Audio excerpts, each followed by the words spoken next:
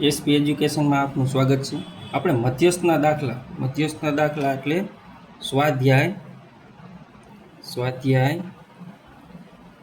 13.3 સ્વાધ્યાય 13.3નો દાખલા નંબર 6.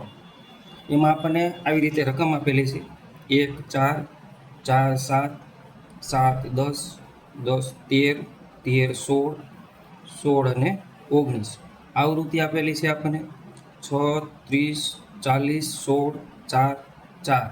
હવે આપણે મધ્યસ્થના દાખલા છે એની શરૂઆતમાં આપણે સંચય આવૃત્તિ એટલે કે સીએફ આપણે શોધવી પડે. તો સીએફ શોધવાની છે એમાં આપણે સંચય આવૃત્તિનો સરવાળો કરી અને મૂકવાનો છે. તો પહેલી છે આવૃત્તિ એ 6 છે. તો અહીંયા સંચય આવૃત્તિ કેટલી થશે? 6.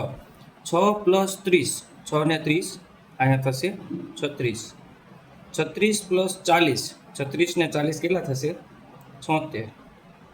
76 ને 16, 76 ને કેટલા છે? 16.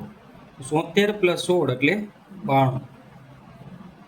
92 પ્લસ 4 એટલે 96. 96 પ્લસ 4 એટલે 100. તો અહીંયા કેટલા આવે? 100. અને એન બરાબર એ કેટલા થશે? 100. તો આપણને ખબર છે કે આપણે સૌ પ્રથમ n/2 શોધી છે. એટલે કે n/2 કેટલા થશે? તો કે 100 ભાગ્યા 2 એટલે કે 50. હવે આપણે સૂત્ર મૂકી તો સૂત્ર શું છે? મધ્યસ્થનું સૂત્ર m બરાબર l પ્લસ કૌંસમાં n/2 માઇનસ cf ના છેદમાં f ગુણ્યા h. હવે આપણે જોઈએ તો 50 ક્યાં આવે છે? તો 50 છે 36થી મોટા અને 76થી નાના. તો આપણે જે સંચય આવૃત્તિ છે એમાં જે નાની હોય એનાથી સીધી મોટી હોય એ આપણે લઈએ તો આ મધ્યસ્થ વર્ગ થાય. તો આ મધ્યસ્થ વર્ગ આપણને અહીંયા મળી જાય છે. મધ્યસ્થ વર્ગ મળી જાય તો સીએફ કઈ થાય? તો કે સીએફ છે એ મધ્યસ્થ વર્ગની ઉપરની જે સંચય આવૃત્તિ છે એ સીએફ આપણને કેટલા મળે છે? 36. એફ કેટલા છે? તો એફ બરાબર 40. જે મધ્યસ્થ વર્ગમાં આવૃત્તિ છે એને જ આપણે એફ લઈએ છીએ. એલ કેટલા છે? તો કે અધઃ સીમા, મધ્યસ્થ વર્ગની અધઃ સીમા એલ બરાબર 7. અને એચ છે એચ બરાબર 10 માઇનસ 7 એટલે કેટલા આવશે? 3. તો હવે બધી કિંમતો મૂકી. એલ બરાબર આપણને મળે છે 7 પ્લસ n/2 અહીંયા કેટલા મળે છે આપણને? 50. સીએફ કેટલા મળે છે? 36. એફ કેટલા મળે છે? 40. અને એચ કેટલા મળે છે આપણને? 3. તો હવે આપણે કેલ્ક્યુલેશન કરી તો 7 પ્લસ 50માંથી 36 જાય, 50માંથી 36 જશે તો કેટલા વધશે? 14. ઉપર ગુણાકારમાં 3 અને છેદમાં 40. હવે જોઈએ તો કે 7 પ્લસ 14 × 28, 14 તેરીને 42, 42 ભાગ્યા 40. તો 42 ભાગ્યા 40 આપણે કરી તો આપણને કેટલો જવાબ મળે? તો કે 7 ના 7 આ 42 ભાગ્યા 40 કરી તો આપણને જવાબ મળે 1.05. આ બેનો સરવાળો કરી 7 પ્લસ 1.05 એટલે 8.05. તો આ દાખલાનો મધ્યસ્થ આપણને કેટલો મળે છે? 8.05. તો આનો જવાબ આવે 8.05. આના પછી મધ્યસ્થ સ્વાધ્યાય છે 13.3 એનો છેલ્લો દાખલો એટલે કે 7મો દાખલો. તો 7મો દાખલો આપણે જોઈએ તો 7મા દાખલાની અંદર આપણને આવી રીતે કંઈક રકમ આપેલી છે. દાખલા નંબર 7.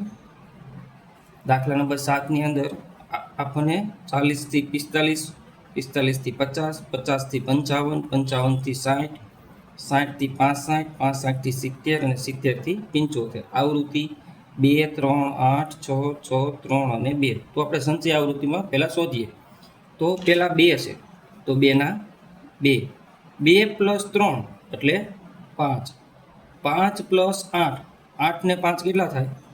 13, 13 પ્લસ 6, 13 ને 6 કેટલા થાય? તો કે 19, 19 પ્લસ 6 તો કેટલા થાય? 19 ને 6 25, 25 પ્લસ 3 તો 28, 28 પ્લસ 2 તો 30, તો અહીંયા n કેટલા થશે 30, તો n/2 આપણે શોધી n/2, 30/2 તો કેટલા આવે 50. હવે જોઈએ 30/2 એટલે કેટલા મળે આપણને 15. 15 આમાં ક્યાં આવે તો 13 થી મોટા અને 19 થી નાના, તો મધ્યસ્થ વર્ગ આપણો કયો થાય છે આ. તો આમાં CF શું થાય 13, CF બરાબર 13, F બરાબર 6, L બરાબર 55 અને H બરાબર કેટલા થાય તો H બરાબર 60 - 55 એટલે 5. હાલો સૂત્ર મૂકીએ આપણે. મધ્યસ્થ M બરાબર L પ્લસ કૌંસમાં n/2 - CF ના છેદમાં F ગુણ્યા H.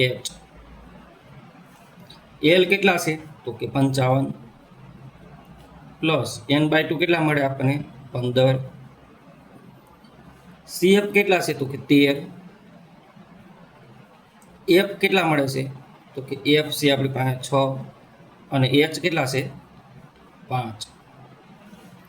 55 ના 55 પ્લસ 13 માંથી 15 માંથી 13 જાય તો 2 ઉપર ગુણાકારમાં 5 અને 6, તો 55 પ્લસ 5 દુ 10 ભાગ્યા 6. જો 10/6 કરીએ આપણે તો આપણને જવાબ કેટલો મળે 1.67. તો આનો સરવાળો કરી 55 પ્લસ 1.67 એટલે 56.67. તો દાખલાનો મધ્યસ્થ આપણને કેટલો મળે છે 56.67. તો અહીંયા આપણું જે આંકડાશાસ્ત્ર છે એનું છેલ્લું ચેપ્ટર 13.3 અને છેલ્લો દાખલો એટલે કે 7મો દાખલો અહીંયા આપણું ચેપ્ટર ક્લિયર થાય છે.